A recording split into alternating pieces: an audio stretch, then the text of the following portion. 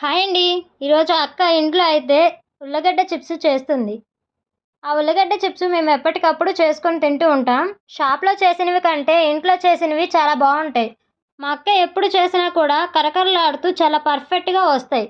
ఇప్పుడు అక్క ఎలా చేస్తుందో ఒకసారి చూసేద్దాం. ముందుగా ఉల్లగడ్డలని బాగా కడుక్కొని పీల్ చేసుకోవాలి. ఇప్పుడు ఒక బౌల్లో నీళ్ళు, కొంచెం ఉప్పు వేసుకొని పీల్ చేసుకున్న ఉల్లగడ్డలను చిప్స్ స్లైసర్తో స్లైస్ చేసుకోవాలి. ఇప్పుడు స్టవ్ ఆన్ చేసి బాండలు పెట్టుకొని వాటికి కావాల్సినంత ఆయిల్ అయితే వేసుకోవాలి. మరుగుతున్న ఆయిల్లో స్లైస్ చేసుకున్న ఉల్లగడ్డలను వేసేసుకోవాలి. మధ్య మధ్యలో కలుపుకోవాలి. బాగా వేగిపోయాక ఒక సైడ్కి అయితే తీసేసుకొని వాటిపైన ఉప్పు కారం వేసుకొని తినేయటమే. ఇప్పుడు అక్క అయితే వాటిని తిని చూసి టేస్ట్ అయితే చెప్తుంది. సూపర్గా వచ్చాయి. మీకు నచ్చితే లైక్ చేసి సబ్స్క్రైబ్ చేసుకోండి. Okay, bye bye.